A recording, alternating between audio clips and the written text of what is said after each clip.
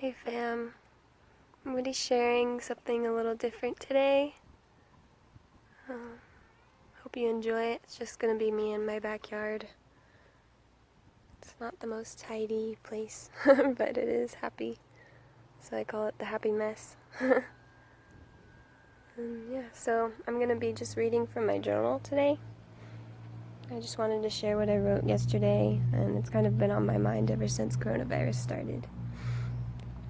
So here it goes. It's called The Breath of Life. And before I start, I just want us to take a deep breath. Despite everything that's going on right now, I really think it's important to reconnect to ourselves and our body and our God and take a deep breath wherever we are. Especially when we feel that we're being choked and oppressed and we just need to breathe.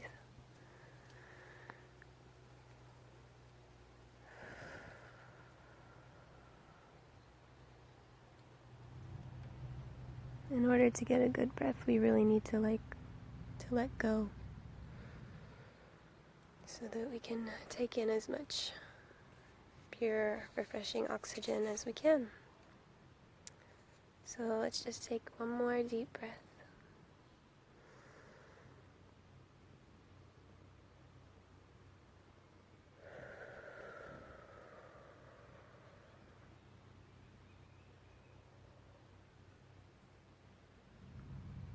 Alright, so over the past I don't know why I said 7, but I wrote over the past 100 years or more, anxiety, stress, depression, and fear in general have been at an all-time high. This has also caused a rise in disease, cancer, suicide, and war, etc. Maybe it's because of the processed foods we eat. Maybe it's the rise of technology. Maybe it's because we no longer work to cultivate independent living and stewardship of the land. Instead, we work for money, which makes us dependent on the system. And the imported goods to come to us. We are totally dependent, and it's no wonder that we choke at making a living while we live backwards of our creation. I don't know if you've ever noticed this, but if you spell the word live backwards, it's evil. In this age of information,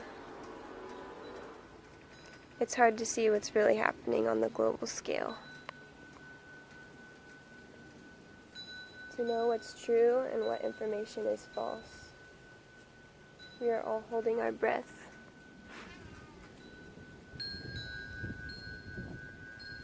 Holding our breath for the next failure of the system we largely rely on. To provide shelter for us, to protect us, to teach us, and heal us. When it is the very thing that has made us sick and dependent in the first place.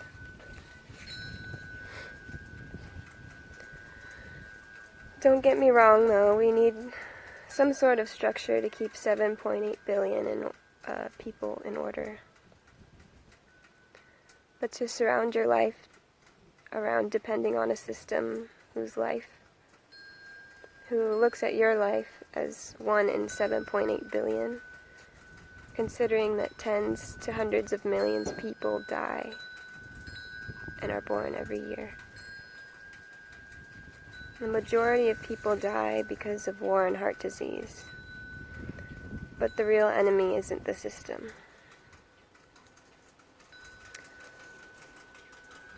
The real enemy is inherent in every human being.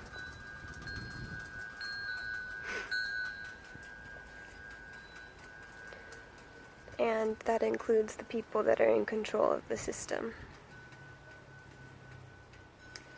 from the FDA, processed foods and goods, all the way to the elite government officials and the people in charge of the land. No one is exempt from the real enemy that is inherent in all of us.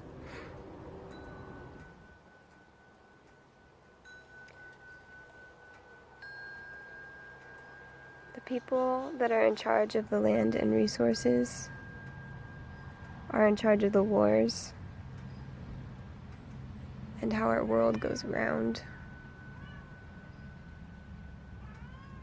One thing is clear, is that there is no way to completely be outside of the system and the government.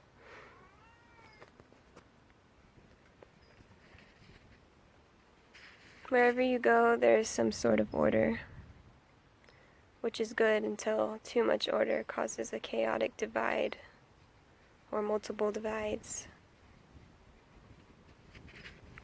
which is what we're seeing now with all the politics.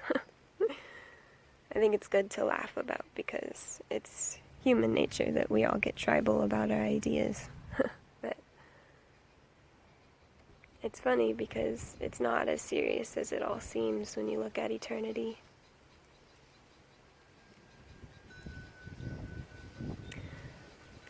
The knowledge of good and evil seems to be the first division on earth. Since then, men and women were born with both propensities within them. Throughout time, the person becomes more one way than the other. So who determines what is good and what is evil? Most people have a good moral sense of right and wrong. But there is many situations which blur the line between the two. For an example, an eye for an eye seems fair to many people. But to some, it looks like it may make the whole world blind. So, the real question is, what do we do about this eye for an eye question and how it reflects so much of the issues that blur the line between what's right and what's wrong?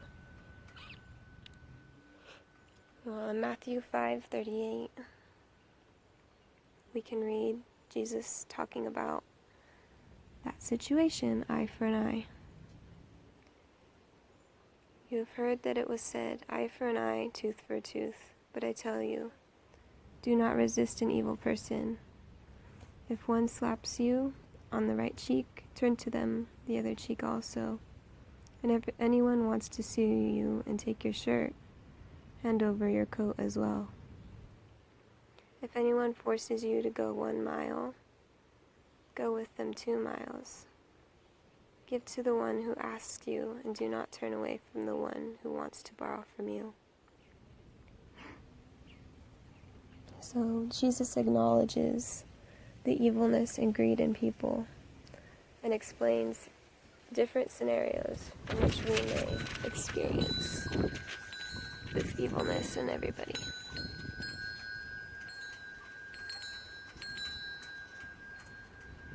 How we react and how we respond is a big deal. Energy is created and never destroyed. When someone mistreats you and negative energy is thrown your way, we can throw more negative energy in the mix, as our instincts want us to, but that would just make us hypocrites for wanting to rebuke them in the first place. Or we can react and respond supernaturally, which not only transforms the energy thrown at us, but also leaves room in the other person to change their backwards lives, to be civil and loving in the way we should live. In the next passage of Matthew, Jesus explains to love your enemies, because after all, we are all one. You have heard that it was said, love your neighbor and hate your enemy.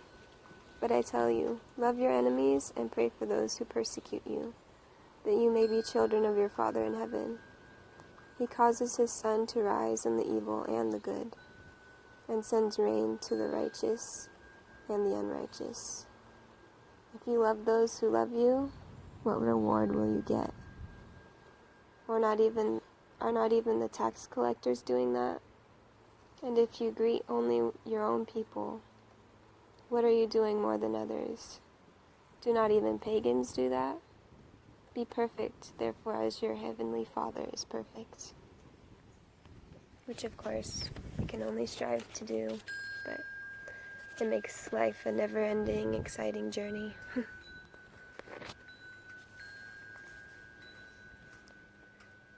So you can see Jesus Christ has so much wisdom and knowledge for us to follow. He literally is the way, the truth, and the life that we should follow. After all, He is our Creator, and so who knows better to learn from than our Creator Himself.